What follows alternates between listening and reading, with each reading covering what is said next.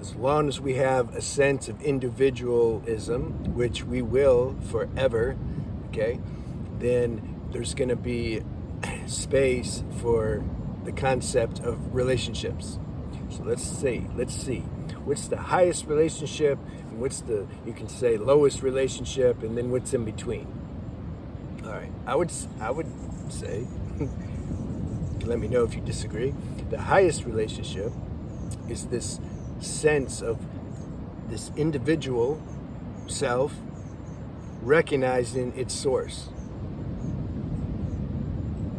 and then it just keeps kind of putting your attention on it. You're recognizing it. You're feeling, there's some fusion that's happening. Ooh, I'm becoming awake. I'm fusing with myself. Yeah. At what point do you become awake? Yeah. Contemplate that question. But never. So you enjoy this merging with yourself, which is happening inside your true self. But as long as there's an individual sense of existence, which the pure self wanted to do, because imagine if it's just the self, there's no differentiation. It doesn't know itself. If there's just white everywhere, white don't know it's white. So it needs the multiplicity, the game of life, so that it can enjoy itself. So it creates an individual sense.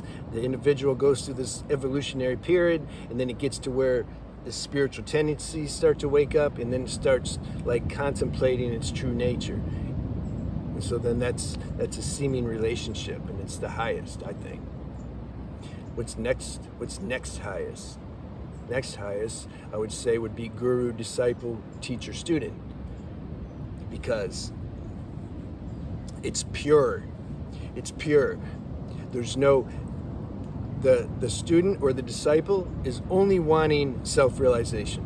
This is it. It's not wanting sex. It's not wanting, it's not interested, can you be my friend and all that stuff.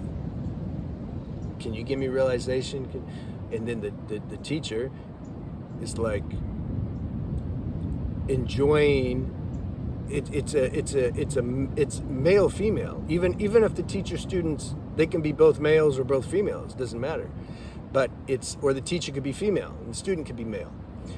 But it's a male, female. It's a giving and it's a receiving. So the teacher is getting or receiving as much as the student is receiving. The student's giving to the teacher, teacher's giving and receiving from the student, because it's a pure energy. The student or the disciple, they only want the highest. They want the highest from the teacher. They're not looking for any personal stuff. They want the desire to wake up has been ignited, and then life has brought them to somebody, their own deeper, highest version of themselves, and now they're just drinking that consciousness, and then their higher self or the teacher enjoys imparting the consciousness. It's like, whoa, somebody can finally receive it. There's a saying that says, the student, when the student's ready, the teacher will appear. Well, when the teacher's ready, the student will appear. The students, you hear students are looking for the teacher. Well, teachers are looking for students too. It's like, where, who wants this? Who wants the food that I'm offering? It's said that when Ramana Maharshi was in Tiru, that I'm not even going to try to say the whole name. That's why I abbreviate it. Tirumanali. There you go. So he, after a point in time, because he was chilling there, it's like I am out in the woods. It's like, there's no ruckus. It's like, yeah, I just want to good. I'm away from everything. 'Cause, people just keep coming. You can't get away from people nowadays. It's just, planet's growing. Where can you go? And so he found a good place in the mountain. He was just chilling. And then at some point, though, he started, it's like a woman who's pregnant or something. She has this milk. It has to come out. So that's what happened with him. He was in overflow.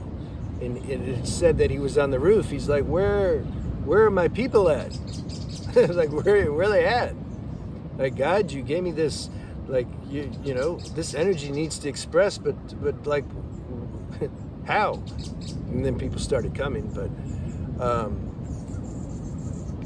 So I don't remember why I gave that illustration, but we're talking about the second highest is guru, disciple, teacher, student. Oh yeah, because I was saying the teachers are looking for students as much as the students looking for the teacher. So that's a very pure relationship. That's very pure. So now we're going to see why though. So let's go to the next level, the third one down. Maybe I should have done it backwards, or maybe I am doing it backwards, but what are we going to do? We've already started the explanation. So the third, I would say, third highest would be friendships, because it doesn't have the sexual instinct in there. See, sexual instinct, as I think a lot of you know, it can has potential corrupting things. So a friend, it's just you're with each other because the choice in your own heart, like you just enjoy this person. There's no, you're not being compelled by family instinct or sexual instinct. You just, it's your buddy. And it can be guy girl or guy or girl girl. If you don't have sexual chemistry, if it's a guy and a girl, it's much easier. So then the fourth, I would say, fourth highest would be like a romantic relationship or husband and wife, something like that.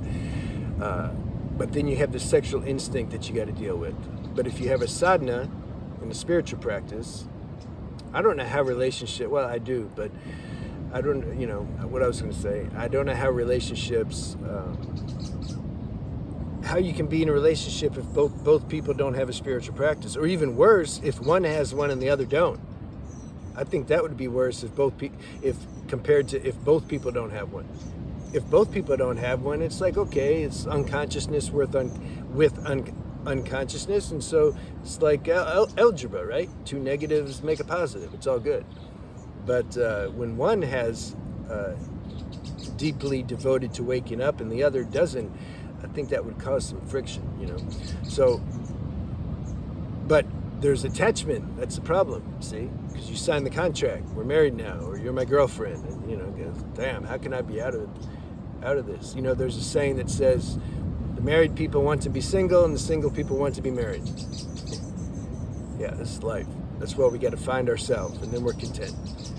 We can be married if you want to be married, or be single, or whatever.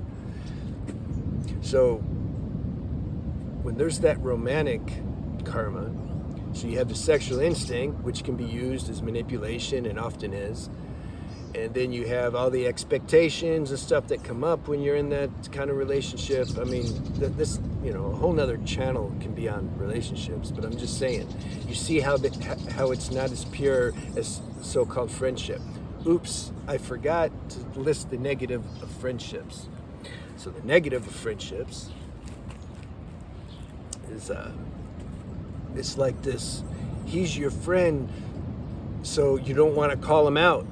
So you can't call him out. You maintain this kind of artificial diplomacy between the two, because you're like, okay, they're my friend. Like, I don't want to say nothing, even though they're doing some stupid things. It would be for both of our higher goods to call that out because it's affecting the relationship. But now I can't because they're my friend. See, that's the negative of the friend. Whereas in the guru, disciple, teacher, student relationship, that's not there.